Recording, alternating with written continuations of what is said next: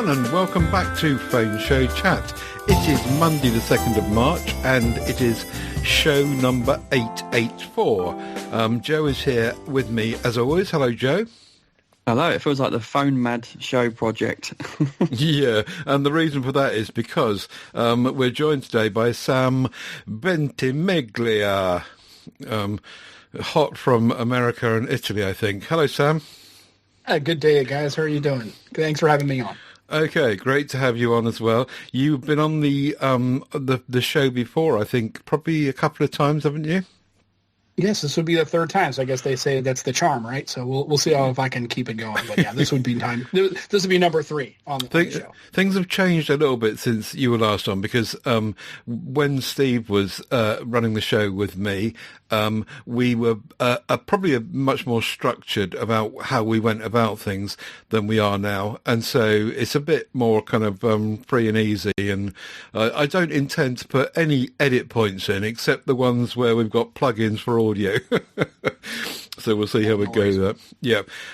So Sam and Joe on the Nomad Tech project, which was on the telly last night. Well, it was on my telly. It was on YouTube.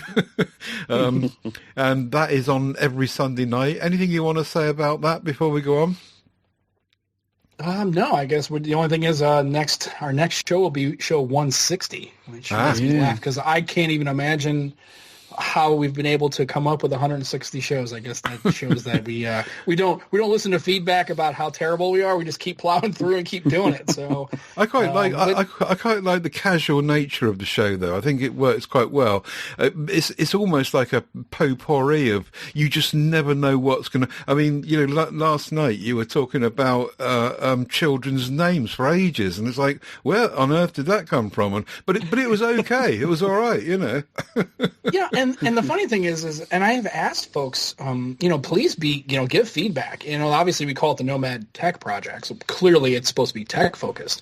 And as you can see, if you listen to the show yesterday, I mean, I sometimes come to the show and I don't really have a lot of prep. I didn't even know MWC was happening. I didn't watch any videos about it. And then sometimes we just start having a conversation. And I told Joe, the impetus was basically I wanted to have it where if me and Joe were at a pub, or two guys were talking like at a birthday party where the kids are playing and you're just kind of standing there talking to the other dads and just kind of standing around.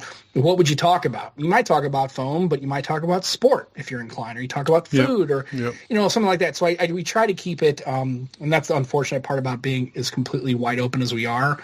It's just kind of at the nature of really whatever kind of organically spills through the show. So some people will probably find that annoying. But it's been working, and it'll be okay. The only annoying bit for me is the American football. Oh, yeah, I get it. Yeah. I try to stay away from it just because I know a lot of people that listen to the show probably really aren't. Although I thought in the UK it seems to be kind of starting to become more popular-ish, so it's not terrible. But I also realize that there's people who just aren't feeling it, and so I get that. I'm trying to be sensitive to that. We went through a stage in the 1980s, I think it was, or was it the 90s? Somewhere around the 80s or 90s, where everyone was I think it coincided with Sky. Everyone was getting Sky's TV dishes, and there was this big movement towards American football, and they started playing it here, and there was leagues here, and it really I don't know if it still is, Joe, is it? But it was certainly then. No, because the UK Raiders, isn't there? Is there? Yeah. They actually, what they did, and it was right around that time, Ted, so you're probably right around that 90s, early aughts, right? It was, they had what was called NFL Europe. So they had like a team in Germany and a team in the UK, and they had, they were actually trying to have a small, essentially minor league or kind of like a adjacent league. It was called NFL Europe. They did it for about 10 years and it kind of folded just because it didn't seem to catch on. So yeah, I mean, to each their own. I still try to pay attention. They should have, Premiership games on TV here at MSNBC, and I pick them up every once in a while. I don't know who's playing. It's like Chelsea and Liverpool or something, or Crystal Palace and Tottenham. I don't know these players. I just want to watch the games. So they do televise them in the United States, and it's quite popular. Actually, I used to really be into football. I almost got membership of the 92 club, which I don't know if you know what that means, but in the UK, back in the day when I was going to football, if you went to all of the 92 clubs in the 4 divisions, you could claim to have membership of the 92 club, and I was not far off getting there. I think I got to about 75 or something. That's impressive. I was really a really enthusiastic football fan, and it just one day it just went away, and it never came back, and I've got no interest in sport whatsoever now. So really odd. Yeah, that's okay. Well, people change. It's cool. So that's all good. So we just appreciate you and Steve and folks participate. We really do enjoy that component of the show for sure. It's one of our favorite things. Phone show chat UK is our website. That's where you'll find links that we're going to talk about to the things we're going to be talking about today. I can't even speak properly today. All the stuff that we are talking about will be there. There will also be in your podcatcher, and the stuff we get tends to come from the MeWe group, but not exclusively. So links to all of that will happen there as well. TedSalmon.com is where you'll find all those links and all the audio podcasts we do as well. There's a whole ton of them, including a Whatever Works, which came out today. So do tune into that with me and Aidan. We had a right hoot. Now, a bit of feedback from our listeners. Couple of audio plugins here, Joe. So Luke Van Eed is first, and then after that we've got our good friend Malcolm Bryant. Now, Luke Van Eed lives in Australia, and he's just taken delivery of the Motorola Signature, and he sent in a 3-minute, or in fact, I think it's a 2-minute audio clip, which I'll plug in here, and I'll also put a link in the show notes to his unboxing video, which he put up on his YouTube channel as well. But yeah, let's have a listen to Luke, and then we'll come back and have some thoughts about what he's saying. Hi Ted and Joe and all the listeners. It's Luke Van Eed here, long-time listener, but I'm not very big in the community. I just got the Motorola Signature, so Ted suggested I send in a little thing about it. And I have a bit of a cold at the moment, so sorry if my voice sounds a bit off.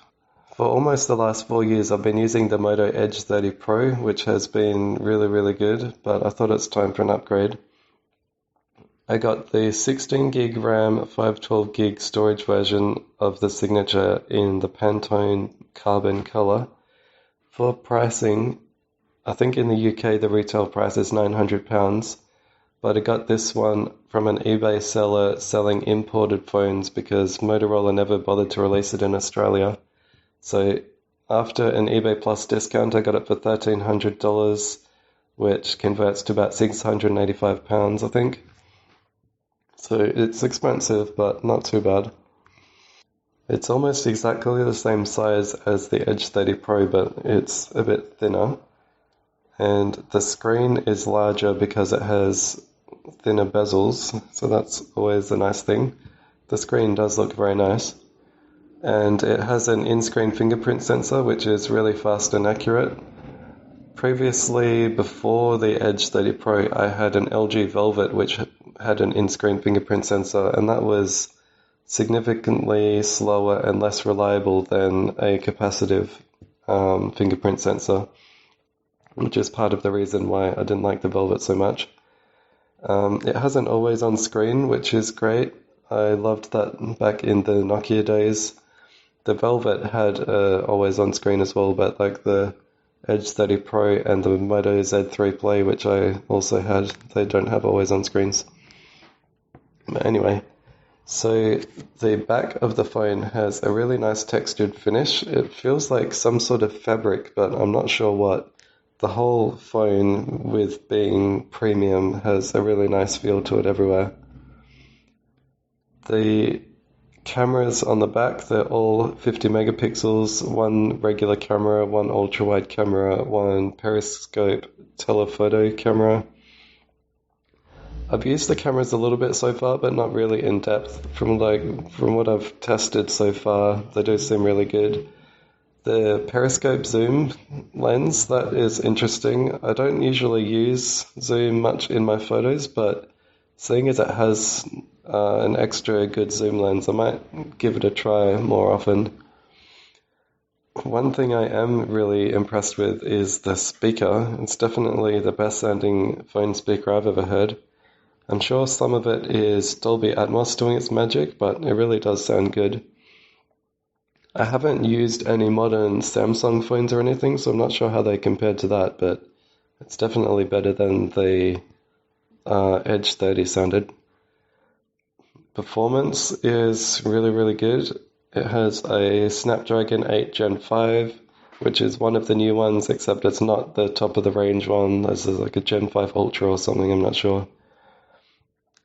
Overall performance is perfectly fast and smooth as you would expect.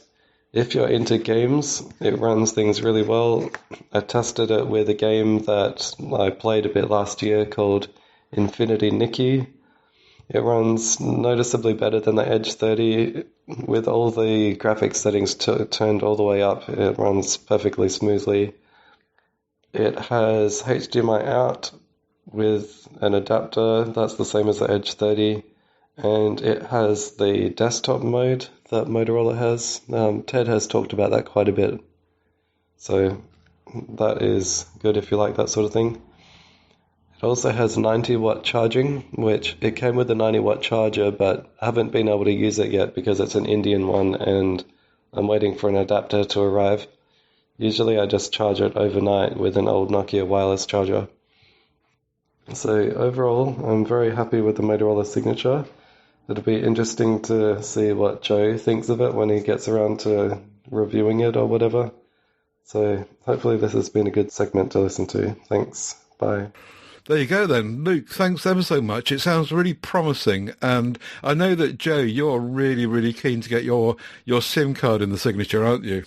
Yeah, definitely. I can't wait to get it in now. But I've finally finished my Razer review, so I can put that up and then put my SIM inside the Signature.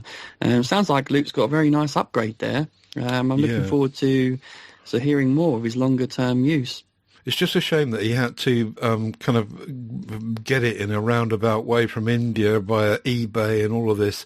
Obviously, Australia probably not on the number one list for Motorola by the sounds of it. But anyway, Luke, let us know how you get on in the coming weeks and so forth, and we'll happily receive some more audio from you, or come on the show if you want to. You'll be very welcome to do that as well. Yeah, absolutely. So, let us know. Now, the other clip was from Malcolm Bryant, and he was referencing a previous appearance on PSC with me and Steve about 4 years ago when he was talking about death to bloat and how the whole thing about developers writing a code was bloated, and the OS the mobile OS systems were encouraging that bloatedness. So I'll let you listen to what that Malcolm is saying now, and we'll come back in a second. But essentially, he's updated that, and here are his current thoughts on that. Hi, it's Malcolm here. I was thinking recently about the huge increase in memory prices, both RAM and storage, that there's been lately. Unfortunately, we're likely to see some pretty significant increase in mobile phone prices across the board later this year as a result. It got me thinking about a conversation I had on PSC with Ted and Steve almost exactly 4 years ago, in an episode we called Death to Bloat. Here's a brief reminder. I started writing apps for Cyan devices. We talked a little bit about that earlier in the show. And of course, they had scarce resources. And so really from force of habit, I keep an eye on the size of apps on my Android phone. And I looked at the first few apps in alphabetical order on my Samsung here. And they were Adobe Acrobat, and it's 251 megabytes. Amazon Alexa, 302 megabytes. Wow. Amazon Shopping, and this is, bear in mind that Amazon Shopping really just opens a website using the system web view, so nothing fancy. 243 megabytes. Wow. So the question in my mind is why are these apps so large in size, and does it really matter? And I guess yes and no. No, in the sense that most modern phones have plenty of disk space and RAM. But yes, in the sense that older phones just become unusable because they don't have the resources to run these apps. And like everyone else, I've got a bunch of old phones. We talked about that earlier. And if you think back a few years to Android 4.4, Android 5, Android 6, I was happily running my apps like Chrome and Gmail and Gmaps and the rest with a 4 gigabyte internal disk. And that was for Android OS and all of my apps, 4 gigabytes. Now we're saying that even 64 gigabytes is too small. Really, we're saying 128 gigabytes is kind of the minimum for modern phones. So that's a 32-fold increase from Android 4.4. And if I think, has the functionality I get from my phone increased 32 times over that period? No, it hasn't. We went on to talk at some length about some developers being lazy and just not bothering to write efficient and compact code. We also talked about how operating systems are getting ever larger footprints, while the average person probably uses less than 5% of the features. Could we ever go back to where 4 gigabytes of RAM plus 128 gigabytes of storage was considered plenty? The answer is no, of course, it's not going to happen. But then, why not really, if Google and Apple and manufacturers focused on what we really need and got rid of all the bloat? It's an interesting thought experiment though, isn't it? Back to you at PSC Towers, Ted and Joe. Thanks, Malcolm. Yes, interesting to revisit that. 4 years. I can't believe it was 4 years ago.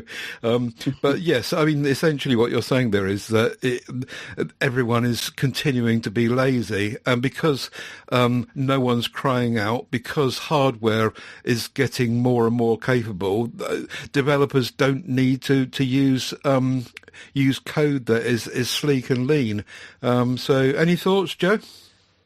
Yeah, it's quite interesting. I guess for those that use AI, they need that little bit more RAM, so they probably wouldn't survive on 4 gig. And people that favour local storage over cloud storage, they obviously need more storage. But I dare say I could easily survive on, say, 8 gig of RAM maybe, and 128 if I gave my storage a good clean up. Mm-hmm. Yeah, it would be an interesting experiment. I suppose it depends on how much of the AI you want to use. If you're going to be really kind of into the AI services, you might need certainly, as you say, 8 gigs, if not 12. Sam, any thoughts on any of that? The Motorola signature or Malcolm's coding stuff? Well, the signature looks cool. I actually found it. What I found interesting was, and I hadn't noticed this with any of the Motorola devices I've had, because I've had a Razr and I've had I was actually a big fan of the stylus phones. I used to have a couple of those because they were like 250 quid. Just go buy one. It's like, oh, this is great, and it's got a dead pen, which is hilarious because then S25 has a dead pen. So there you go, right? I was more curious to see that he talked about how the audio output was so much better. I never really paid attention to that. I always thought the Moto phones sounded good, like my Razr sounded fine, and even the budget phones, right? The G Power and the G Stylus. I always thought the speakers sounded really nice, but I never really thought they would be that full and rich. So maybe, hopefully that they've decided to kind of up their game, and I'm glad that the audio, because I think for me that's something that I think a lot of people don't really think about, because I think people always got earbuds and headphones and that kind of thing, and with the G series you have a headphone jack, right? So you don't really worry about playing the audio out there. But I still think there are times where, especially if like I'm showing something to my wife, whatever, where I don't want to have, I wanted her to hear the audio, the fact that it sounds full and rich, and that kind of thing. I think it's kind of a feature that I didn't really think about. So that's pretty interesting on the signature. We won't get it in the United States, I'm pretty sure. No. Well, apparently the signature, sorry, not the signature, the Fold, I was reading today, which we'll come to later, but apparently the Fold, they are going to, not too far away, release that in the United States. So if they start doing well with that, they might do the signature. You never know. Yeah, and with Malcolm's stuff, and we talk about code, and that's a long conversation. And I kind of work in production support, so I'm not a developer per se, but our application is pretty legacy, and there's a lot of dead code in there, and there's a lot of things that, as we're transitioning to other services and looking at that, there's always the problem is, and I'm sure it happens to these large companies, is when they're transitioning from, whatever, they're doing builds and release candidates, and they have to do smoke and regression testing on these builds.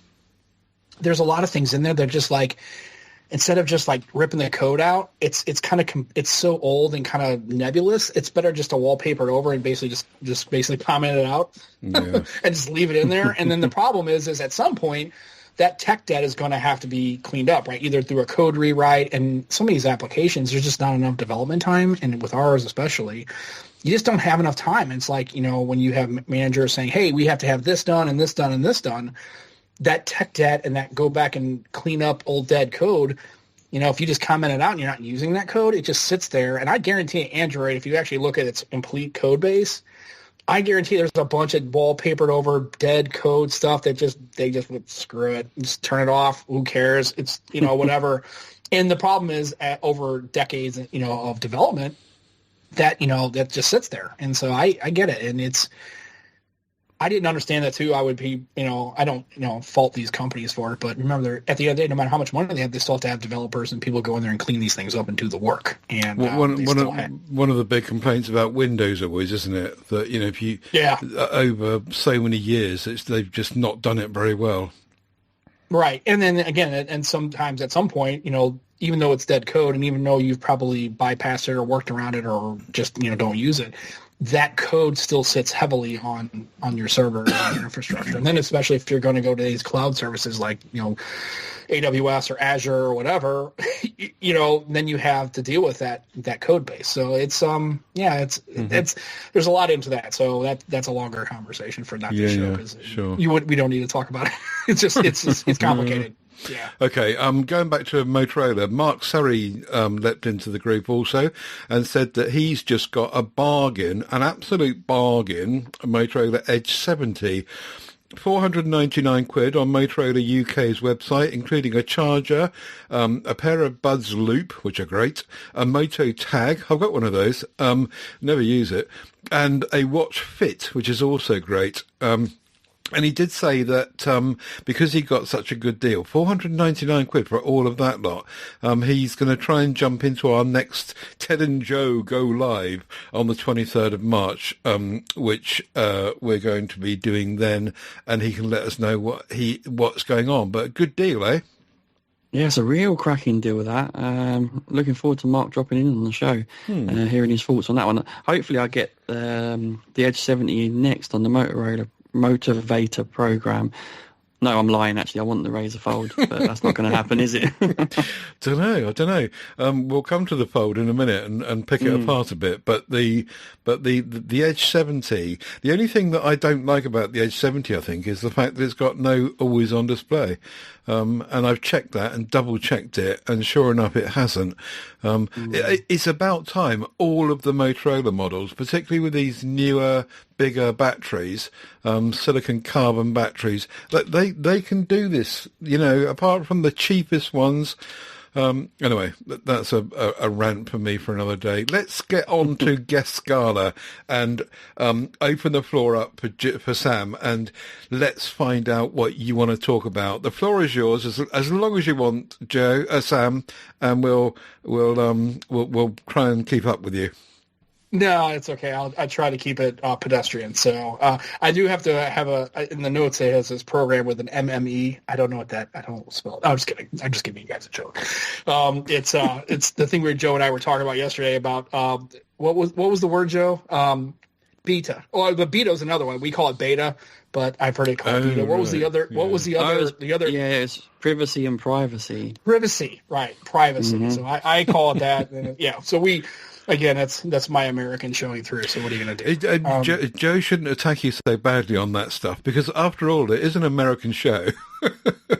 Right. Yes, yeah. And the funny thing he had mentioned is that that there are people in the UK that don't say privacy. They say the privacy. I'm like, oh, that's weird. A lot of people do, yeah. Because in the United States, nobody would say it that way. No American that I've ever run to. No. So it's just interesting. So yeah. I saw that the S26 came out, and I thought looks pretty cool. The privacy screen is kind of neat. I really think that's a pretty good innovation. It sounds like they've been working on that for said, 4 or 5 years on the display to try to get that to work. I think for people who are privacy focused, especially in like on a bus or a train or whatever, I think it's a pretty awesome situation, especially since you can turn it on and turn it off as needed, depending on what you were working with. Whereas if you had a screen protector, an overlay, you just kind of stuck with that all the time. I thought that was a pretty good deal. I don't know. And but then I also, of course, like anything, you got that, and then you got people all up in arms about the 1200 charge cycle thing. And I saw your notes that you type in there, Ted, and I think for most people, I think you're probably spot on. I don't think most people are going to really pay attention to it, although I'm curious. I've got a confession to make. Yeah. That's actually come from Gemini.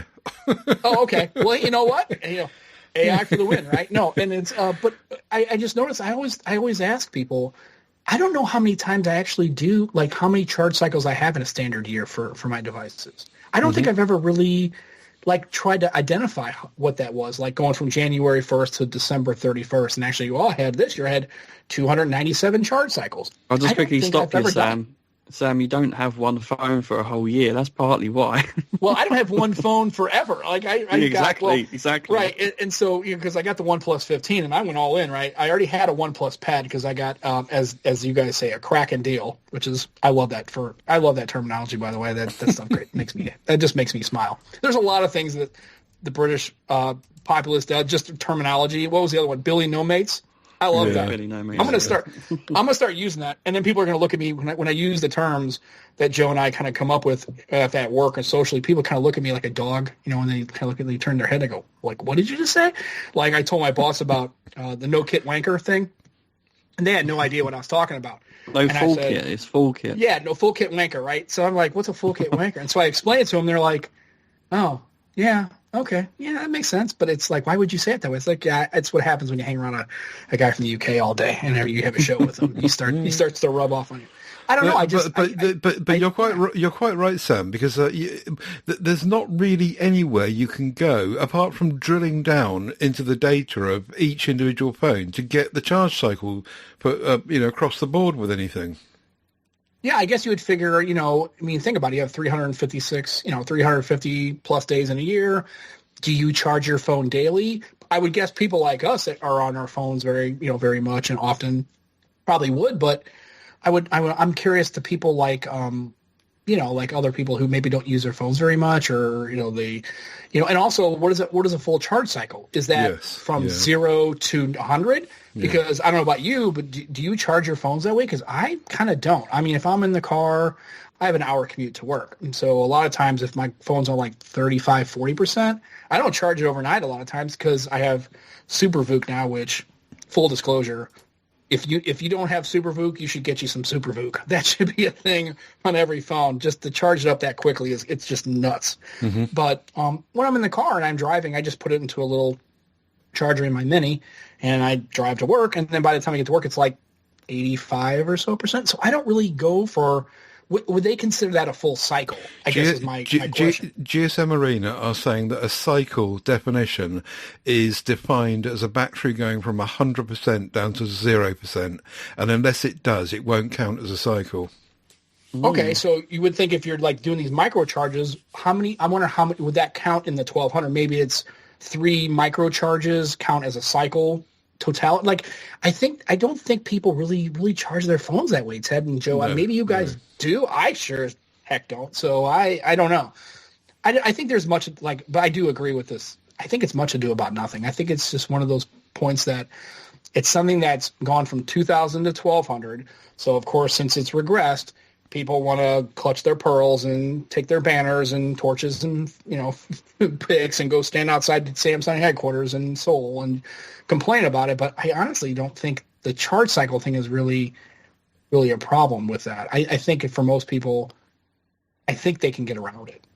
I just don't think it's that big a deal. And the whole thing about keeping a phone for 7 years, which probably very few people. I mean, you might hand it on to a relative who would want to continue using it, I suppose. But most people are unlikely to hold onto a phone for 7 years, aren't they? Yeah, and I think that was, remember when you started hearing the comments from like Google and Samsung, hey, we have 7 years of software support. That's a great thing to have. But but I think it talks more about, I think it's more performative than really functional because, to your point, Ted, I don't think anybody's keeping their phone for 7 years. And realize if you're giving it to a family member or like a kid or a younger person, I mean, I don't know, half the time I talked to my parents, they were running like iOS 13. And they're like, hey, and the only reason my mother-in-law upgraded her iOS on her older iPhone was because the app she used to use didn't work anymore because it was broken it had to be upgraded to iOS 14. And she goes, hey, I noticed that this app doesn't run. I go, Mom, let me look at your phone. And she's like 7 versions behind. I'm like, Mom, have you ever updated it? She goes, update what? I go, the phone. You got to update the version of iOS. I don't know how to do that.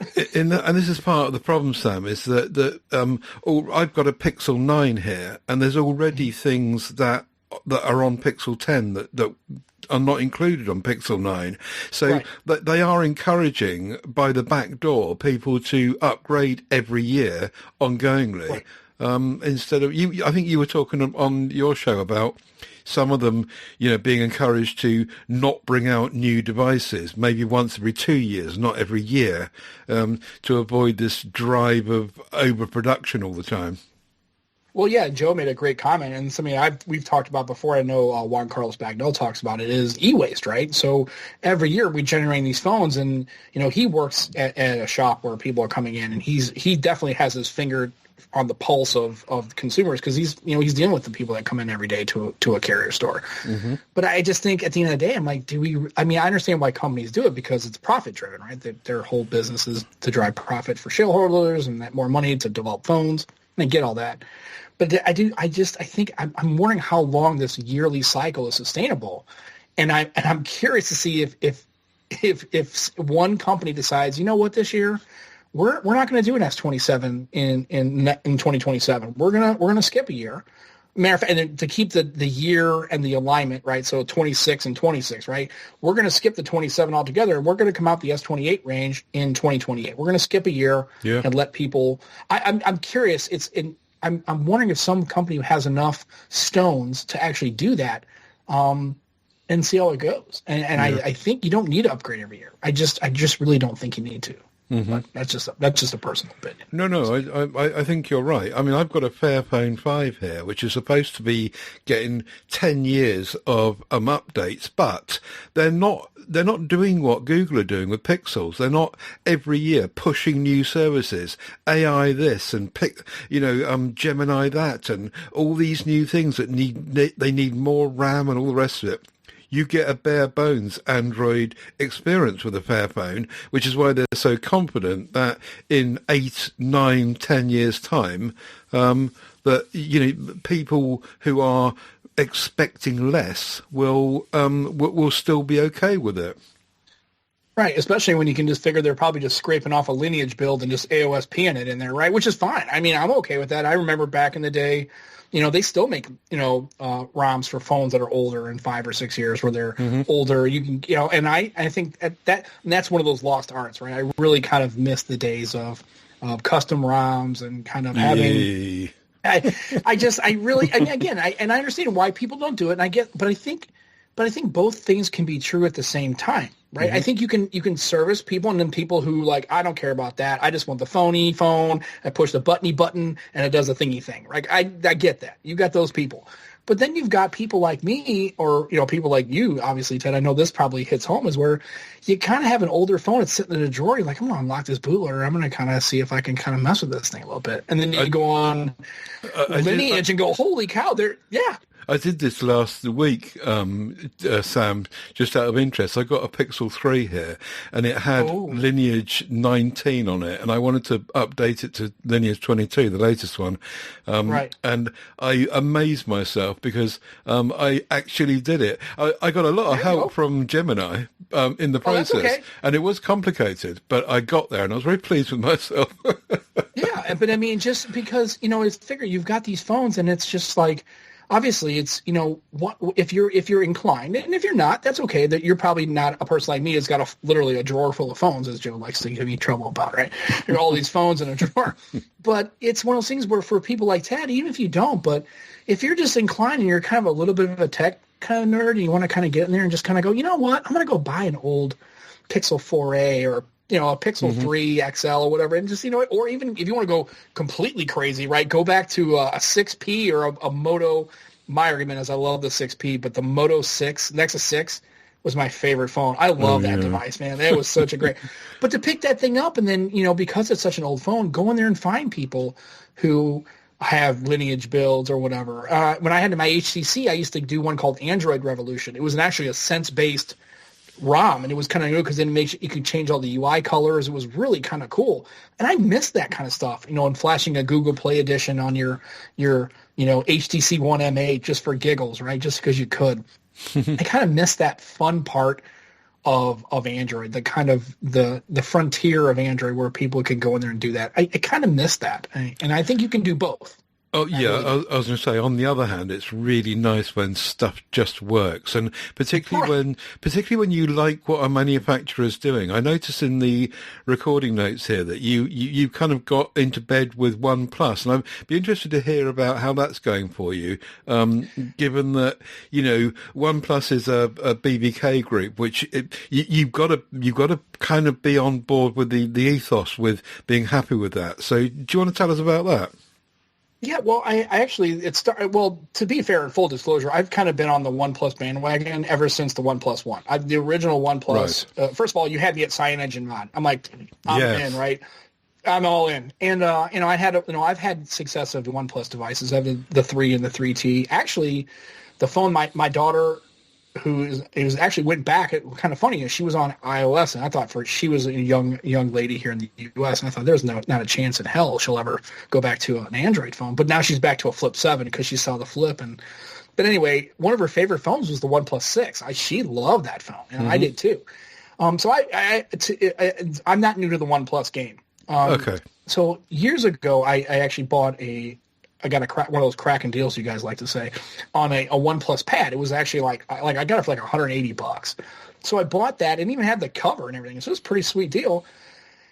And so I'm thinking about it, and I've had a OnePlus 11, and I had the OnePlus 13 for a little bit, but I took it back just because I was actually at one point where I have too many phones. I probably should buy another phone. That was clearly I need an intervention is what it is. I have a very big problem. Anyway. So I thought I'm going to get the OnePlus 15, and I've had the Plus Pad, and of course they connect each other. It was great. And the funny thing is when I bought the OnePlus 15, the gentleman I bought it from had the Sandstone case and the OnePlus Buds Pro 3 with it. It was kind of weird. It was like $900. I'm like, it's a pretty good deal. And it was all factory sealed, right? Never touched. And so I'm sitting there going, okay, now the practical person should say, Sam, you already have a Galaxy Watch 6 Classic, Wear OS.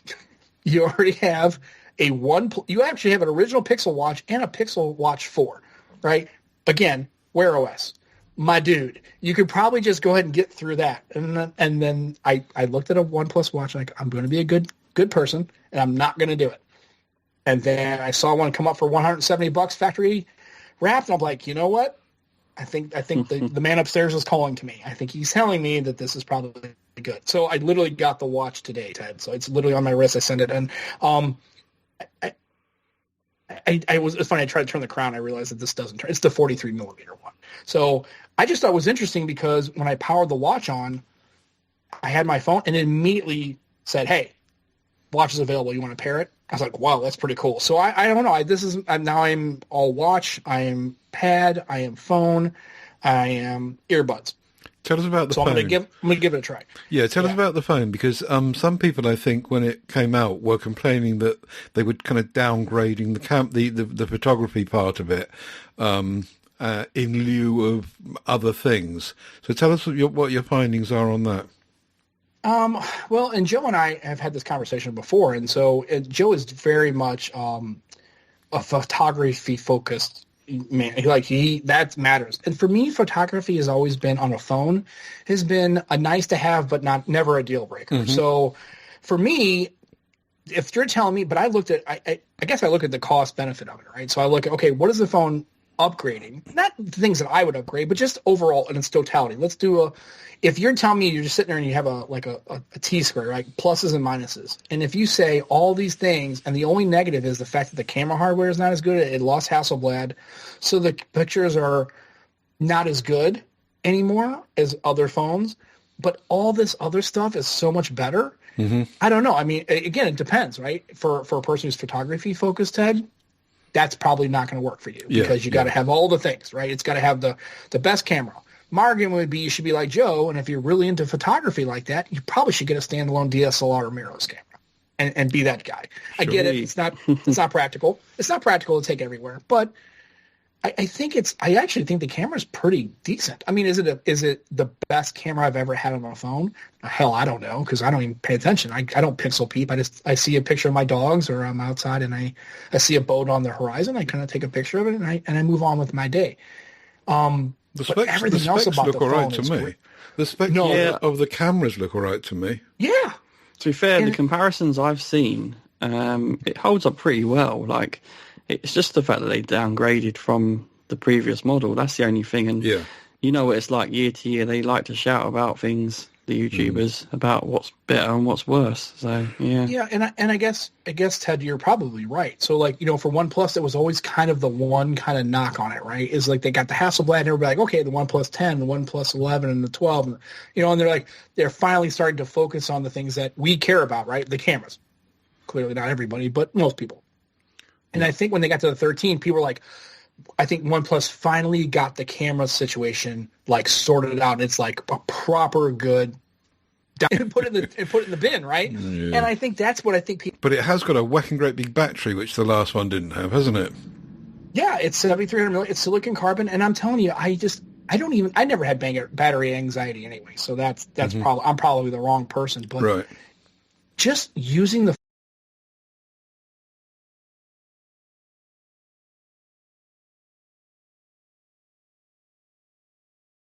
phone, the Snapdragon 8 Elite Gen 5, everybody's like, well, it doesn't really matter. It's overpowered. I'm telling you, when you start using this phone, it's so amazingly fast. It's almost like bonkers. And I'm not even a gamer on the phone. I don't game. I have a Switch. I have a PlayStation. I do that kind of stuff. But I'm not off the foldable life because I still have my Fold 7. But I have not, in the last 14 days I've had this phone, I have not even thought about going back to my foldable. Like, I have not even – it's such a great phone, and the color is great. You know, the camera housing, I mean, come on, folks. I mean, really, it's not – maybe it's not the best camera housing you've ever seen, but, you know, I do like the circle. I thought that was a pretty good design element for OnePlus because I think it made it look unique. But, man, the phone itself, it is better in every single way other than the cameras that I can think of compared to any other slab phone. And I have a Pixel 9 Pro XL. And honestly, it blows that thing out of the water performance-wise. It just doesn't when it comes to the software features, clearly, because I do miss Now Playing. There's some software features I miss. Right, so. Yeah. I would kind of agree with you on that one. I'm just looking at the UK OnePlus website at the OnePlus 15, and it's 879 quid, which puts it up in the same territory as the Honor Magic 8 Pro and the Oppo Find X9 Pro and that kind of territory. So I guess it's just what you fancy. Presumably this is running Oxygen and not color, is it? Correct. It's Oxygen OS. And actually I had made a comment. Somebody had said to me, and Joe, you can keep me honest about this. I don't remember who said it, but they were like, honestly, I think the Oppo version of that phone, I don't think the cameras are as good as the actual OnePlus. I think they're pretty. Everybody's like, well, it's just because it's the Oppo. It's definitely better. But I think it just at the end of the day, it's if it became a potato camera, clearly that's going to be a problem. But I honestly think it's like this thing with Samsung. I think anytime that a phone has to make compromises or decides to not prioritize some certain things, the people who really prioritize that thing are all up in arms about it, and then they just make a lot to do about nothing. But I wish I had access to an Honor, because I told Joe, we've always had this conversation, because in the United States, we don't have access to Honor or Huawei or really any of these phones, right? Even Motorola, like a company that has been in the American market for, probably 15 or so years, that's not available. So I like the Honor. I think it'd be great to be able to buy that off a shelf or walk into a Best Buy and pick one up. I really thought that would be a pretty good deal, actually. So sure. But they've also released much cheaper the 15R as well, which has again got not so good cameras, but the battery again is really, really good on the 15R.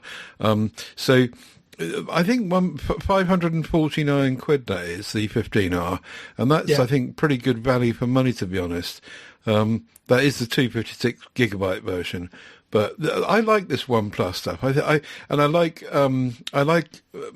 you said, Cyanogen before it and the Oxygen OS. I think there's a lot to like in there. So I'm with you, I think. This OnePlus 15 is them going back to their roots, isn't it? Because they've never been renowned for their cameras before.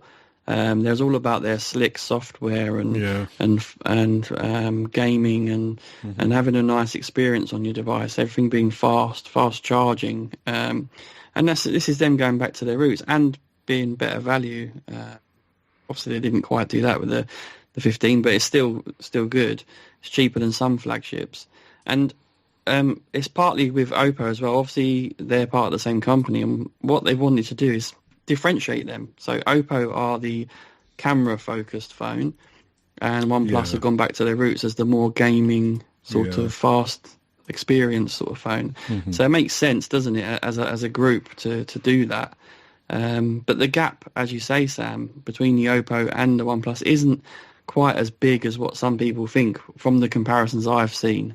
I've not personally tested them both, but it's not that bad. And again, all the things that OnePlus really is doing right now is amazing. Like that, I have not been like blown away by a phone in a long time. The last time I was really blown away by a phone was really my Surface Duo. I was just like, and that really wasn't because of performance. Clearly, it had a degraded processor, right? The 55 and 6 gigs of RAM. It was the fact that it was so fun and easy to use, and it just worked all the time. That's what I liked about the Duo. But I'm so far, I haven't had a chance. Again, unfortunately, I've only had the watch for a few hours, so there won't be an official review, and there definitely won't be an unboxing because that's not my jam. That's more Joe's sphere of nobody wants to listen to me do anything other than the podcast, and that's probably shaky as best. So at the end of the day, this is really the first time I've really had, I guess, a pretty decent sized ecosystem having a watch, but now I have, a watch for each Google Watch, and I have a Samsung watch, and now I have the OnePlus. And I don't know, I've really enjoyed the experience so far. And actually, I'm old school enough to remember back in the day, they used to have Hydrogen OS builds that you could flash on your older phones, which was the Chinese version of Oxygen OS, right? They had Hydrogen OS, and you could flash that. Of course, then it was a language problem because there wasn't an easy way to and then of course you had all this weird stuff, and then some of the language you couldn't change it. So I remember flashing some Hydrogen OS builds back in the day and going, okay, I don't know what to do with any of this because my Mandarin is not very good and I can't read this. So, but yeah, I've been a fan of OnePlus. So I think, like Joe said, I think he hit it on the head. I think they've kind of gone back to the roots about bleeding fast performance, having the first phone with the Snapdragon, Gen 5, and really just about performance and speed and, and coming in a little less, although that gap is closing, than phones like the iPhone and other phones. It's pretty good. I mean, not for everybody, obviously, but it's not a bad. I've enjoyed it so far. Yeah, I don't blame you. I like the OnePlus, and Joe, you do as well, don't you? Yeah, I'm a huge fan. Yeah, you got the watch as well, haven't you? Yeah, I was going to say, Ted, I'm not currently using it because I got the Moto Watch Fit. Would you like to test it out? I wouldn't mind, but I haven't got a OnePlus phone. That's the trouble. And it pairs quite nicely with any Android. I do get that. But as Sam was saying, if you get the stuff working together, you're bound to get the best service from it, aren't you? Absolutely, yeah. But I'll take you up on your offer and have a look at it. Perhaps when you send the Razor back over, you could chuck it in if you're not using it. Yeah, that's what I'm thinking. Yeah, that'd be great. OnePlus. We're all on board with you with that, Sam. Where else should we go? What do you want to talk about apart from that? Oh, I don't know. I guess the only other thing I was thinking about the other day when I was talking with Joe is, is we were talking about like the MWC and the IFA and all these like trade shows. I'm wondering how long with the cadence of leaks and all this other kind of stuff. I'm curious, Ted, to pick your brain about like what do you think about these shows? Because obviously for people like us, you know, we got the leaks, we can watch the videos, and by the time the show comes around, it's almost anticlimactic, right? You already kind of know what's going on. You know the specs. You've already seen, like, the privacy screen. You probably already would have known about it if you were even moderately paying attention to the chat. So how do you see those going? Because I've never watched any of those keynotes anymore. I've never really watched them, but I'm less interested now just because by the time I get to the keynote, I already know about the features, and they're almost always really like, hey, we got the greatest camera with all the teraflippy flops, and this is the greatest camera ever. It's like you say that every year, but is it the greatest camera? I think it's subjective. I was curious when it comes to these trade shows, do you see them going forward forever, or do you think that it's kind of like at some point, because they release all this data about these phones and you can pay attention to it, that they're kind of like, I mean, I'll watch them maybe, but I was curious how you felt about that, because me and Joe were talking about that the other day. Well, trade shows are not just for tech or phone industries. Trade shows have been going on for, forever. The boat shows and the car shows and everyone wants to go to some sort of razzmatazz event, and I don't think that's going to go away. They'll still want to do that. In our world of phones, like you, I think I've started to not watch them absolutely every single time they come round. However, for some reason, I was sat here the other day, and MWC was rolling, and I got this YouTuber, prompt to say the Honor announcement is coming along. So if you want to watch it, be here in 20 minutes. And so I decided, well, I was a bit doing nothing that day, and I decided that I would do it and I'd watch it. And actually, it was quite interesting in some ways. Yes, at the end of it, you've got to say that there's nothing we didn't know about these devices and what they're talking about. It's all been leaked, and the leaking is a tease thing. It's building suspense, not suspense. It's building interest by leaking and at the moment nothing are doing it really well. Every day they're telling you something a bit more about the Nothing 4A, which is going to be properly announced, in a couple of days, on the 5th, I think it is. But every day they're leaking something just a little bit more. And if you notice, they're holding back on the 4A Pro. No one's saying anything about the 4A Pro. Right. So you can see the mentality of the logic of teasing it bit by bit and bit. It's like any kind of tease, really, isn't it? It's going back to the Honor demonstration. They had the dancing robot there, and we had seen that on a video, but when they brought it to the stage and they did a demonstration, it was kind of interesting. And the robot phone as well, which was the gimbal thing, we hadn't quite seen as much as they were showing us on that show. I do think that trade shows are not going to go anywhere, and whatever you think about people being, flown off to them, and whether or not you can trust what they say about these review when they do their reviews, laying that aside, I think that the shows will continue. Yeah, and again, that commentary isn't predicated on the fact that I think they should go away. I just think the impact is less because of what they do. And my feelings about the fact that reviewers and it's a touchy subject because I'm not a reviewer, so I'm only a consumer of a person who is of people who review phones, right? So I never want to try to get into the space of like, I know their motivation. I realize that they're just a shill and everything. However, I guess to me it's not so much about the fact that they got flown out and they're being paid to be flown and they're doing their job, right? It's more about the fact that I can't remember the last time a phone launched. Back in the early days when we were covering phone, Teds, I'm sure you can find a phone that was just like like the red, the hydrogen or whatever, that red phone or whatever. There were phones that have come out that were just kind of like, okay, this thing is a kind of an epic fail, right? I think we're to the point now where all the phones have come out. You know clearly that this is a budget-friendly phone or a mid-range device or a flagship device.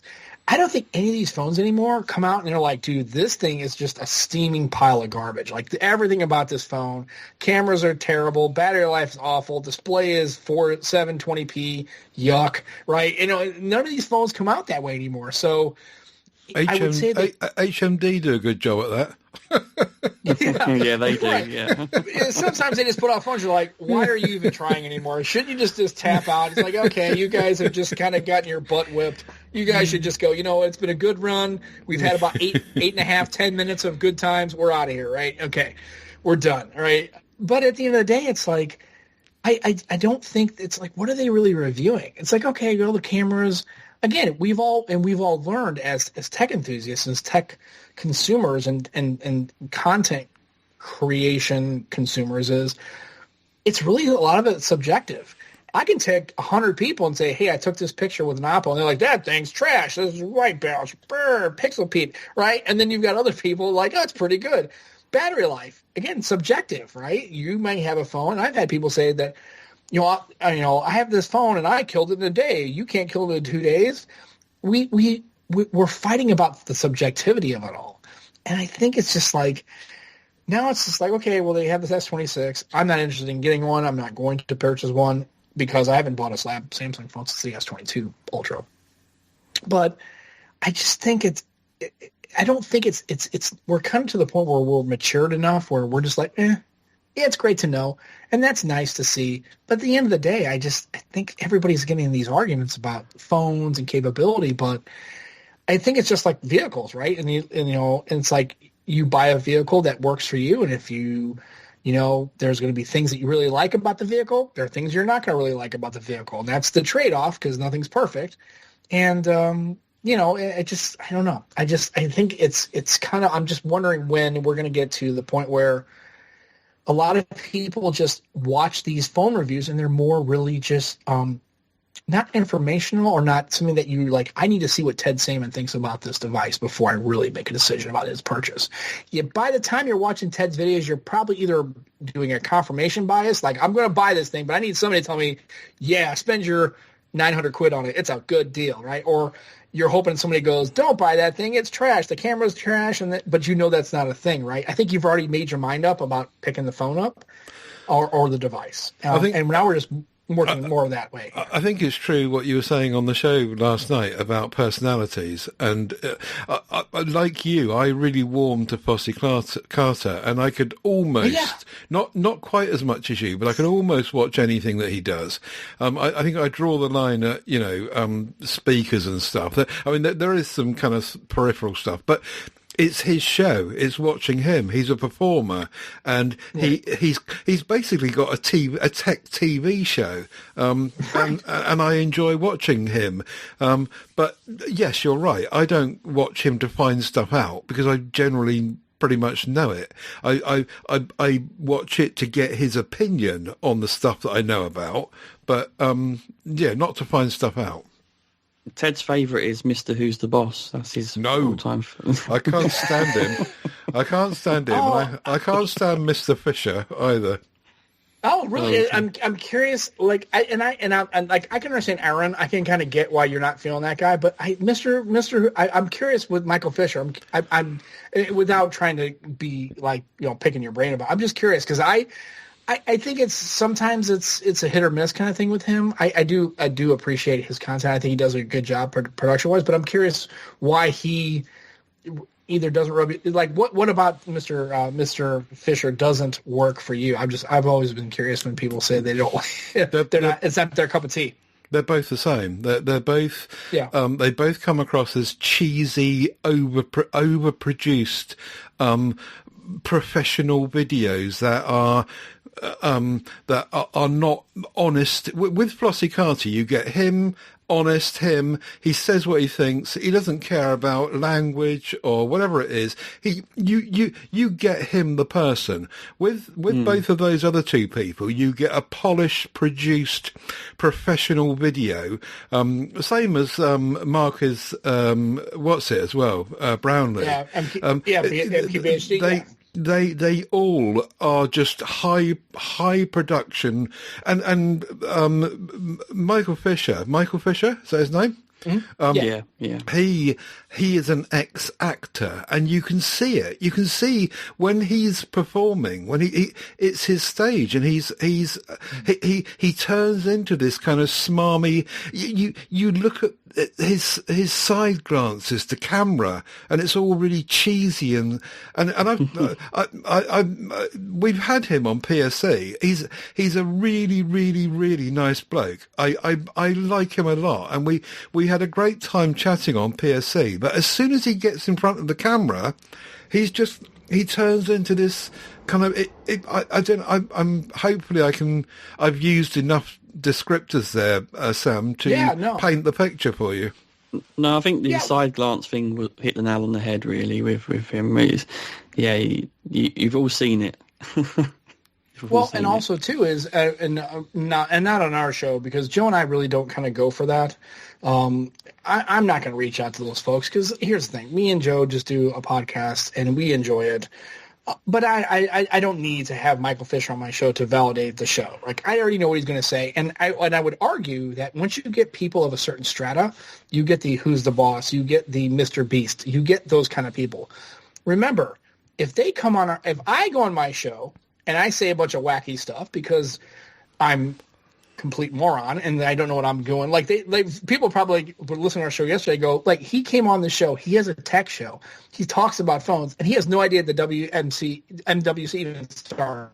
Like, what kind of moron is this, right? And I'm like, I don't really care at the end of the day. Yeah. But when you have those guys come on, they know if they say something, like if they make how many times have you read an article, whether it's in the BBC or USA Today or whatever, and you see that so-and-so said they're on a podcast, because you notice now you start seeing they're quoting them off podcasts now. That's something you never really saw 15 or 10 years ago, right? It's like, oh, this person was on this and this podcast, and they made a comment about such and such. It might be an hour-long conversation. It might be a 20-second. Yeah, I'm not a fan of that. Always out of context, and right. It's not fair. Well, and it's almost a gotcha game, right? But the problem is people like Aaron and people like Marquez and people like Michael Fisher, they know that exists, and they have to protect the brand because they cannot take damage to their hull. Whereas me, I'm rolling up with a 1,000-year-old battleship that's got wooden oars and like cannons. Like, I don't really care. You can put a hole in my side because I don't care. But for those folks, like you said, they have an image, right? It's almost performative now, and they can't come on the Nomad Tech Project or this show or whatever. It's a smaller thing, because somebody may listen to it and say, hey, did you hear Michael Fisher on this little cheesy podcast? He said such and such and this and that, and somebody takes offense to it, and bam, now you're a headline. And so when you get them on the show, they're very performative and protective of their brand. Let's just put it that way. Yeah. And there's nothing wrong with that. I'm not throwing shade at that. I'm not saying that's negative. But once you get past that point, Ted, I think if you were to talk to Michael Fisher maybe 15 years ago, maybe it's different. But the Marquez Brownlee now, that's not at his mom's basement or his mom's room, he's not reviewing phones. He is a brand. I mean, he's been on Joe Rogan and he's met President Obama. Okay, well then you're not a normal dude anymore. That's something that we don't do. Yeah. You know, and I get your point, and I'm glad you kind of explained it. I just always I like his content, but I also realize too, to your point, that I'm not watching it for, is this going to help my purchasing decision? Is it just more entertainment? And I'm also annoyed by the constant putting in of adverts in YouTube. Now, I know that that's not necessarily the creator's fault. It's YouTube's fault to a degree, because I pay Google to have an ad-free environment inside YouTube, and I don't get it because Google could be stopping these creators from putting adverts in for people like me who's paid for an ad-free experience. experience, and they're not doing it. You're not telling me that with all the AI shenanigans that Google can do now, all the clever stuff, they couldn't somehow, for the premium subscribers, pick out the adverts and just give me the rest of it. I don't believe it. They could do it. Sure, they could, especially the big brands that are common. And they're choosing not to. And so every time I think about watching Mr. Fisher, what's his name? Mr. what? Michael Fisher. Michael Fisher, Mr. Mobile. Mr. Mobile, that's it. Every time I think about watching one of those, I just don't. I go straight past it because I know that as soon as the advert will come on, it's just going to be annoying. I know there's a fast forward button, and I know all that, but it just annoys me that I don't get what I'm paying for. Okay, that was it. No, and so I guess my question is I personally like the people like the Adam Matlocks and the Shane Craigs and the folks that just low production value, but they just come out and they say, hey, I'm doing videos. Absolutely. I'm telling you like it is. And yeah, I might get some heat for it, right? I might get some pushback. I might get people that tell me I'm 100% wrong. And you know what? They're in the pocket. Right. Well, I'm sorry. That's an American football reference. Sorry, Ted, my bad. They're on the battlefield. And they're willing to take the hits, and they really don't care. I mean, Matlock has had the same. You know, he's just in front of his camera, and you can tell he's not making it. It's not super polished. He's just, hey, I have this phone. I tried this phone. I bought it with my own money, or I have it sent to me. Here's what I really think about it. I don't like this. I like that. And Flossie Carter, it's the same thing, right? You look down. It's this top-down view. It's got the same, mouse pad. It's just this top-down thing, and you get to the point with the Flossie videos, you kind of know when he's going to say the thing, and you kind of wind up saying the thing with him while he's saying the thing because it's become kind of his thing, and that's why I like YouTube. And I agree with you, Ted, 100%. I think you're spot on. And Shane is really good as well. I put Shane in the same bracket as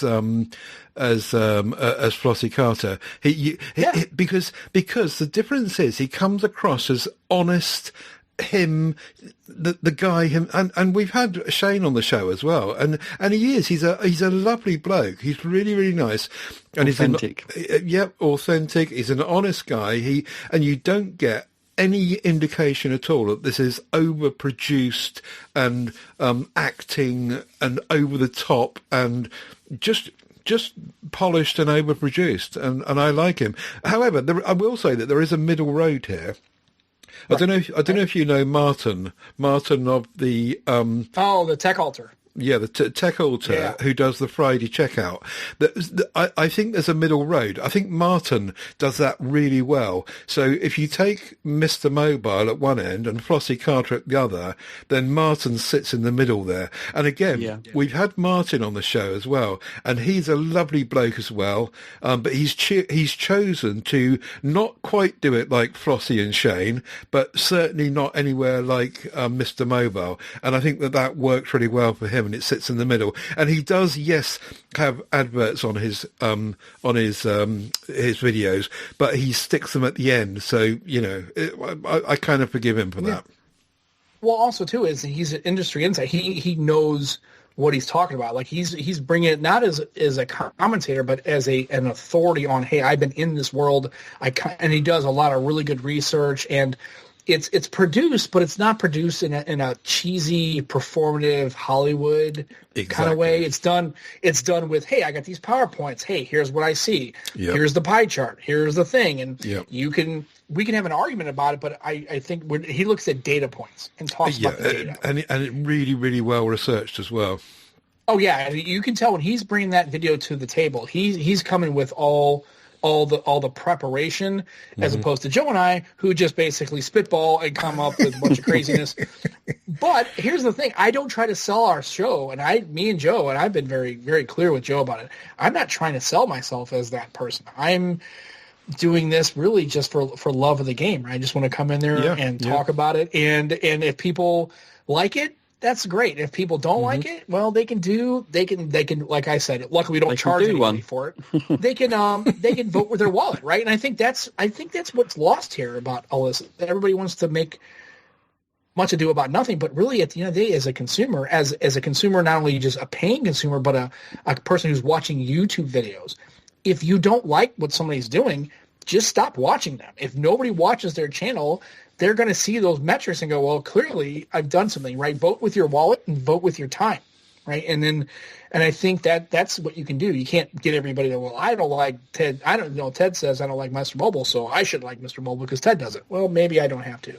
But at the end of the day, I think if you decide that this person's not worth your time, instead of getting online and typing out a paragraph and a half about how this person has ugly hair and they have a snaggle tooth and their wife or girlfriend or boyfriend is probably a not very nice person, just do what you do and just basically don't watch the channel and just move on with your life. I don't understand the energy that takes to be animosity. I just like to clarify that I do like Michael Fisher. He seems like a nice guy. He's a lovely bloke. It's only his overproduced videos I can't stand. Right. And then these people seem like nice people, and I think they're probably decent folks, but at the end of the day, it's just like, if it doesn't work for you, it just doesn't work for you. And then if you don't choose to, I agree with Aaron. I watch those videos, and I kind of just used to kind of watch them back in the day, and you're right, Ted. It doesn't work for me. It's just something I don't want to do. And I think my very limited time online watching videos is much spent with the Adam Matlocks, the Shane Craigs, the Martins from Tech Alter, those kind of folks. And I think that really bring a lot of good energy to the table. Sure. I just wanted to touch back on trade shows very quickly, because I think brands still see value in it. And Honor is an actual example of that at MWC. So for me, the actual star of the show was the V6, right? Mm-hmm. That's what's going to go global, and that's what everyone's going to actually be able to buy. But the show was the robot and the robot phone, because they're trying to build their brand. And they wanted the focus to be on Honor at MWC. And I think they've achieved that. They did quite well. I read an article about, like, a lot of people were asking who's Honor, because they still don't know who Honor are. So that's them trying to get their brand and their name out there. So yeah, they still see value in these trade shows. They've got to break into America, though, haven't they, Sam? Yeah, that's right. Yeah, unfortunately, we have with Honor and the way it goes. Yeah, I mean, it's like the current administration, the current climate is probably not conducive to that kind of thing. So, and it's a shame, because I think at the end of the day, I think American consumers suffer, because I think that you're kind of behind the big three, right? Google, Apple, Samsung, and I think Motorola are trying hard, aren't they? Yeah, but I think they've also they've kind of, I don't want to say capitulated here, but I think they've kind of raised the white flag, like, hey, and I don't think so. I think they're being measured, Sam. I think they're just, I think they just they realise they can't go all gung-ho with all their product. They need to be a measured attempt to break in there. They've done well with their Razor line. The Razor Fold, they have said it is definitely going to come to North America, so you will get that one. Sam, didn't you have the Samsung Galaxy Fold at one point? I do. I still have the Fold 7. It's actually in the drawer. So, and I didn't get rid of it. I actually keep it because I do want to keep a foldable. I mean, I'm glad that the Fold is going to be available, because I really like the Moto phones. I've always been a fan of Motorola. I even told Joe, it's a shame when I say, if they have a motivator program in the United States, if they ever stand it up, I'm first in line to sign up for it, even with the One Plus and everything else, because I've had nothing but positive experiences. You'll have to start reviewing phones. The Nexus, exactly. Back to the Nexus 6, right? Back in an old Motorola device. Like, I've been on Motorola's band for a long time, and but yeah, it's just a shame, because I think the United States really doesn't get the same exposure to these other brands, and I think they're all quality. They have their different quirks and they have their different stuff, but I think at the end of the day, the more you have choice and the more consumers have to pick and choose, I think is always better for them. And it's just a shame that's kind of consolidating. It's kind of blinking politics. That's what it is. Joe, they said today, just in the last few hours, that the Razor Fold is going to cost, well, to be fair, it's the FIFA version, and we're not really sure whether there's a non-FIFA version, but the FIFA version of the Razor Fold is going to be £2,199. What do you reckon to that? I think that is not a good price at all. Do you think there'll be a non-FIFA one? Yes, there will be, because they've done the same with the Razer Flippy Dippy.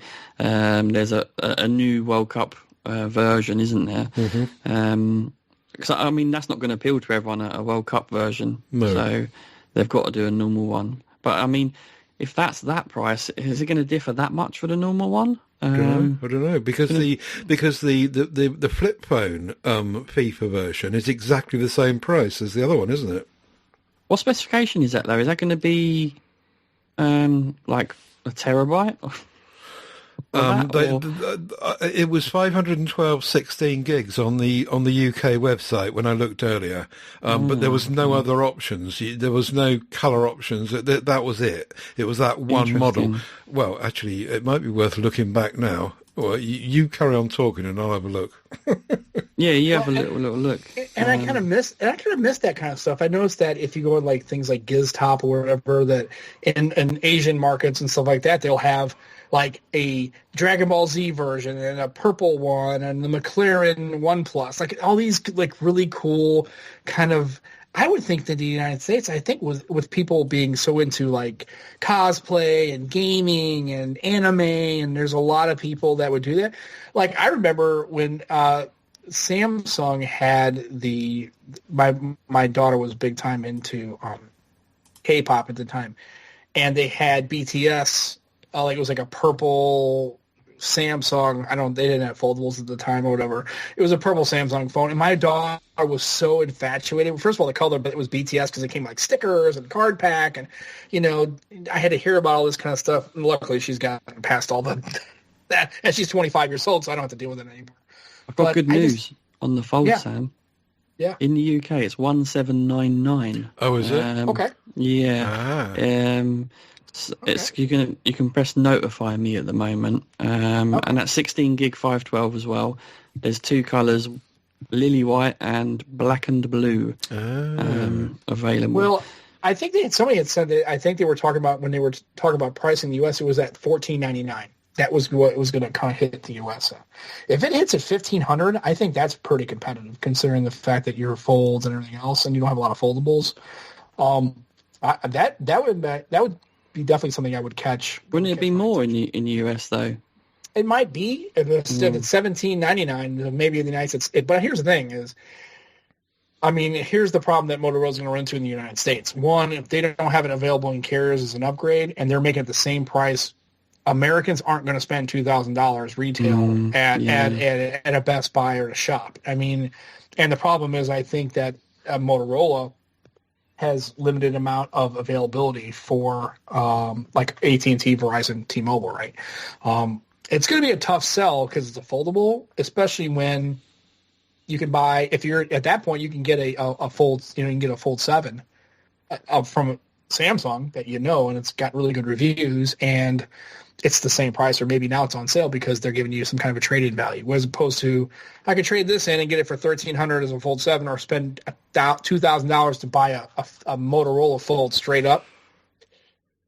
It's going to be a tough sell. I think they're going to really run into a problem with that, and I think that's probably what they're probably running into, which is why they've kind of they're waiting and seeing and more taking a cautious approach. Yeah, they're probably debating deals. Yeah. One of the... Because, Americans aren't just going to go to Motorola.com and look that up. They just... some might, but most don't. Americans don't purchase phones that way. They just one of the differences here between the Samsung and the Motorola Fold is the size of the battery. They haven't quite got to the size of the Honor V6 battery, mind you, Joe, have they? It's going to be 6,000 milliamp hours on this Motorola Fold, but on the V6 it said 6660, didn't it?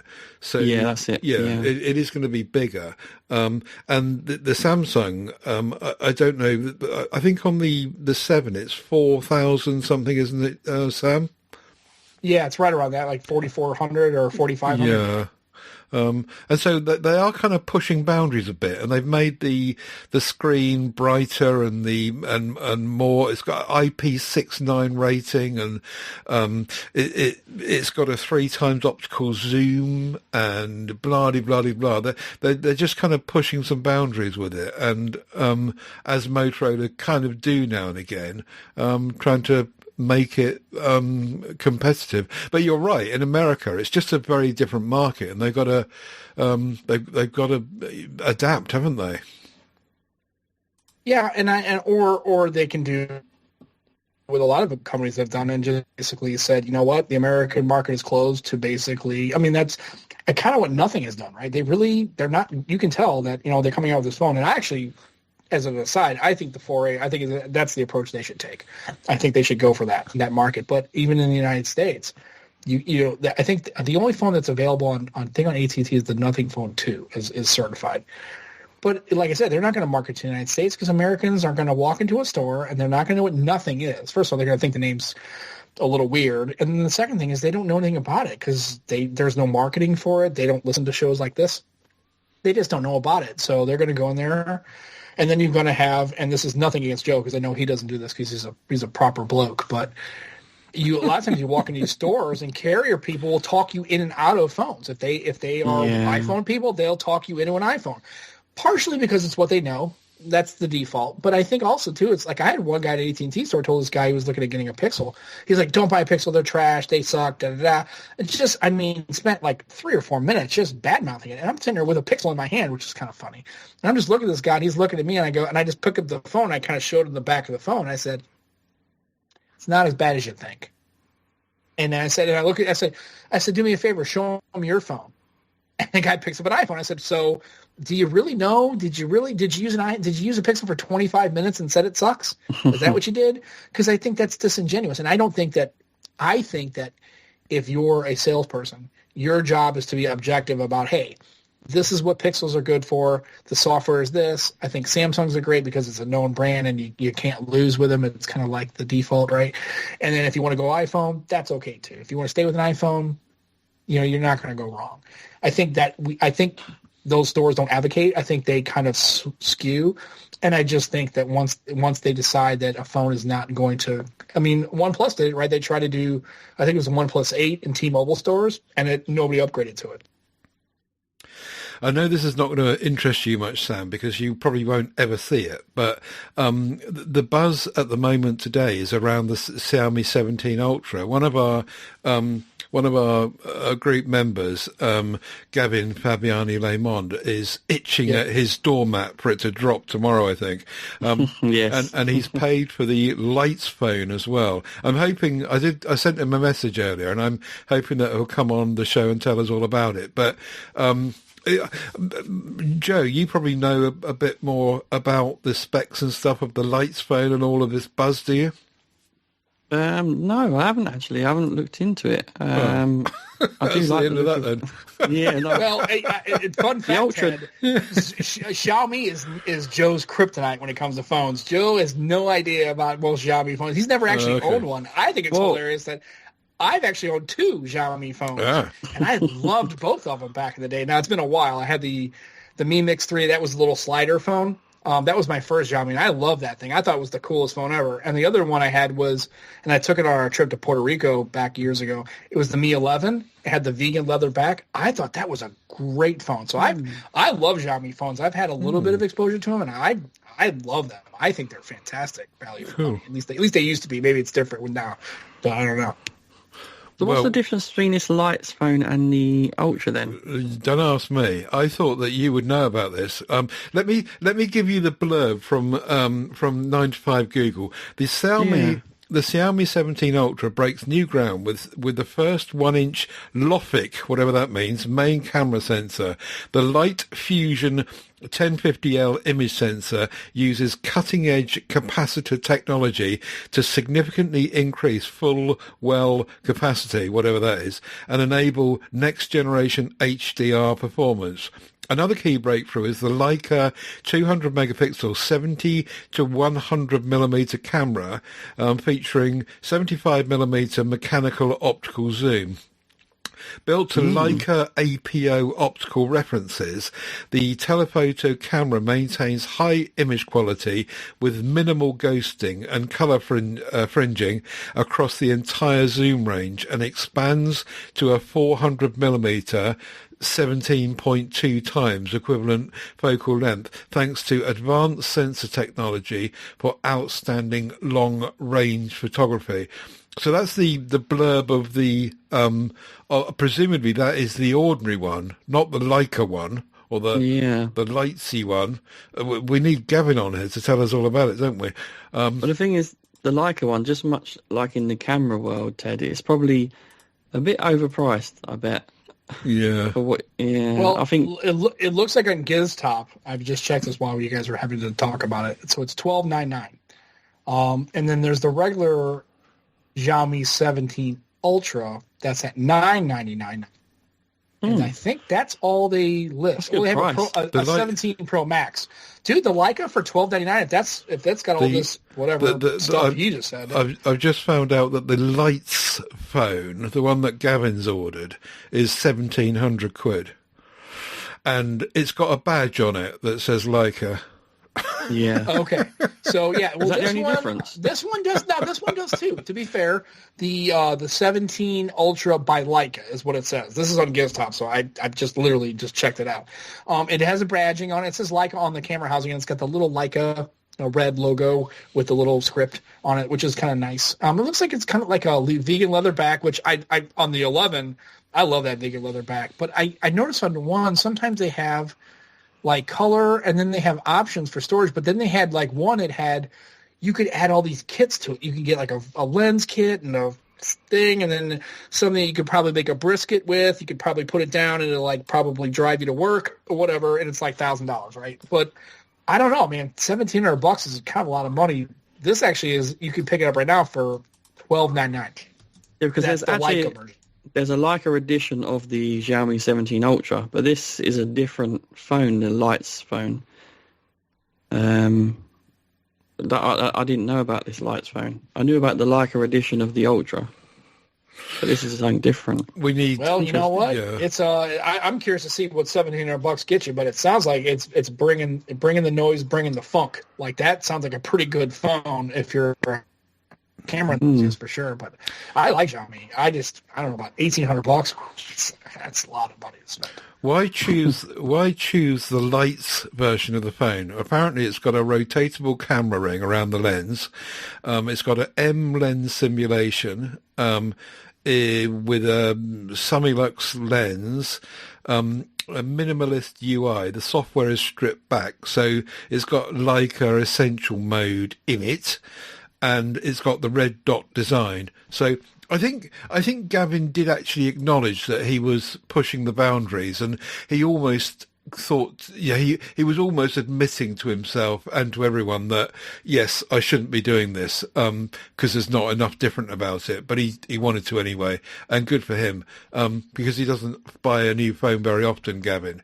Anyway, let's try and get him on the show, and he can tell us all about it, because we're floundering. Yeah, because we're clueless. When did you last have a Xiaomi phone, Sam? And did it have HyperOS on it? I don't remember. I think it had MIUI. I think it was back then. And this is in. I think it was a Mi 11. It wasn't the Plus or Magic. It was just the regular Mi 11. It had a light blue. I want to say 2020. 2021 in that neighborhood. The only reason I remember it was around that time because when we went to Puerto Rico at the time, we were right in the middle of a pandemic, so we had to fly with masks on and all that kind of stuff. So I'm thinking it was like the 2021 time frame, so about 4 or 5 years ago. Right. Okay. Right. Okay then. So what else do we want to talk about? We've got the we've spoken about the Nothing Phone 4A, which is coming. We've spoken about the Samsung devices, which are a bit hit and miss. The there's a new iPhone been announced today, which is the 17E. Is that right? And most people are kind of saying, well, it's a bit like the upgrade to the Pixel 10A from the 9A, and it's not very exciting, except that it's got MagSafe built in, which is new. Anyone know anything more about that? Zero interest from me, Ted, as you know. Yeah. I mean, I'm trying, Joe. $600. I'm trying to I include to Apple. I mean, I need to look it up because I'll probably have to sell a load of them. So I do need to look it up myself at some point. Sorry, Sam, you were saying. $600, and it's got one camera. It's like, again, it's. I guess it's to me, is Apple at least trying to get to that what they would consider an accessible price point, right? It's for people who aren't doing it. And I mean, at this point, it's like, okay, you can get the 17E, but couldn't you just get a regular 17 for like what, £100 more? Like, how much is a regular 17? Yeah, it's like $7.99, and you get a better phone, right. like objectively a better phone. Right. I mean, if you're just shopping price and you want to save £100, sure. But I think at that point, if you're already in for $600, why not be in for $7.99 or $7.49 with a trade, especially with a trade? If you go to AT&T, if you bring them a ham sandwich, they'll give you $1,000 off. I mean, they don't even care about the iPhones. You know what I mean? They don't even care. Like, bring us a phone. Is it even broken? We prefer it broken because every iPhone we sell has got a cracked screen anyway, so we don't really care. No, I'm just kidding. That's a joke. But I mean, at this point, it's like, at $7.99, you can get a brand new 17 with a better camera, better screen, all that kind of stuff. I mean, if you're really just shopping $200 in savings, I guess. But if you're, I mean, how many people walk into a Carrier store or a Best Buy and just buying the 17E straight up at $600? I don't think many are. And if the difference is it's $33 for a 20 plan, right? $20. It's like, for 24 months. But for that one, it's $25. So you're basically at $7 in difference. Why not just get the superior phone? Unless you just want to have this one, I guess. But I don't know. I'm glad that Apple's trying to push a phone in this market. But I think the compromise is too much for the price. And you can do what you want. But if you're financing a phone over 24 months, the difference is $6 or $7. I would just get the 17, which is arguably a better phone. All right, thanks a lot, Sam. Before we go to Photo of the Week, I just want to throw it open to Joe's throws to see if there's anything you want to just mention. Joe? Yeah, you'll be pleased, everyone. I'm going to keep it nice and short and sweet. My Razer Ultra review, 60 Ultra review, will be up on my channel tomorrow. Hurrah! My SIM is finally going to go into the Moto Signature for testing and review, and my unboxing will be going live on my channel and probably end of next week, maybe end of this week rather. Thanks to all the support people have given with my channel. I do much appreciate it, and it makes it worthwhile. And that's it from me, really. Yeah, well done. Keep it going, Joe. That's really good. Thank you. I've got some feedback to give on the Motorola Edge 60 Neo, which is almost all really, really positive. But we're running on an hour and a half now, and I'm not going to do it today. So we're going to jump straight to Photo of the Week. And we're picking up on this idea of perhaps picking more than one photograph. So this time Joe's picked one and I picked one. So we'll go with that and see where we are. I've picked Bristol Rain by Kevin Tett, which he took with an Honor Magic 8 Pro, and I just really like this photograph because it was like it's a street photograph at night with lots of different colours and lots of rain and reflections off the rain, and every single part of the frame is just filled with something interesting, and it's just packed with detail and stuff going on. And somebody in the group actually said that it would make a really good jigsaw, and I can see that it certainly would. Yeah. A really lovely picture. I think so. Well done, Kevin. Any thoughts on that, Sam? Has it gone? Yeah. No.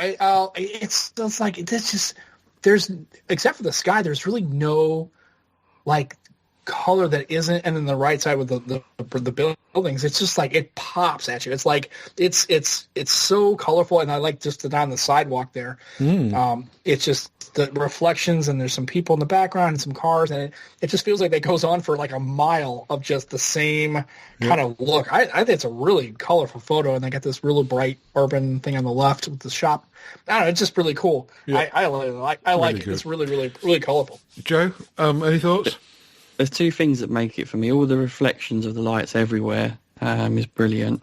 And do you know what? That building with the pinky purple in the distance, rather, that balances the image out nicely because you've got the pink at the front. And then, and I think if that wasn't that colour there, it wouldn't be as good. But that just balances it out I didn't nicely. notice that on the right side, that big whole storefront, that whole building front is the same color as that urban. It's really got cool. An eye for composition. Well done, Joe. So what was your pick? So my pick is Daniel de Rocha. Hopefully I said his name right. New Brighton Lighthouse. And it's an iPhone shot, an Apple iPhone 17 Pro on the Telephoto. It's a lovely shot of a lighthouse. It's like a leading line with the rocks going towards it as well. I quite like the muted colours. And what do you guys think? Yeah, I quite like that as well. Apparently, New Brighton, I never knew this, but apparently New Brighton is somewhere near Liverpool. I'd never heard of it, yeah. So, but yeah, you're right. The muted colours are really good and interesting, and it doesn't pop because that's not the kind of photograph it is. But the composition works quite well with the top left and the intrusion of the whatever building that is there on the left. So that's quite nice. Sam, any thoughts? Yeah, I just like the fact that on the far one you've got that kind of dark band where it comes. You can tell there's a high tide, low tide kind of thing going on. And on this one, it's kind of the reverse, right? It's a brown top, and it's just this green kind of mossy look to the bottom. And they're probably right close to each other from the shot. They probably aren't too far away. But how these different.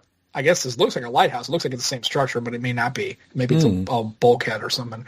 But how it's completely different. Like one's got a little bit of more banding and this one's not. And it's just a different contrast. And the rocks in front. It's really nice. It's really separated really great. I like the muted colors like Joe said. It's really nice depth. Really nice depth to the image with the foreground and framing with the... Yeah, it's really good. Very good. So thanks, Daniel. That's a good one. And thanks, Joe, for your pick. Before we go, let's just have a look at classifieds. If you want to join our classifieds group, you need to email me and talk to me about it. It is a members-only group, and we do try to protect the members there by controlling the membership. Joe, did you get a pick? Yes, I've been a bit naughty. It's phone show chat, and I've picked two things that aren't phones, both from David Hewitt. There's a lovely little Marshall Willen 2 Bluetooth speaker. It's reduced down to 50 quid. Very good-looking speaker. Lovely. And there's an Oppo Watch X2, which is quite similar to a OnePlus watch, actually. Yeah. He's reduced that down to 175 quid. So that's my picks. The Willen 2 is £100. I checked before the show. If you want to buy a new one, it's still £100.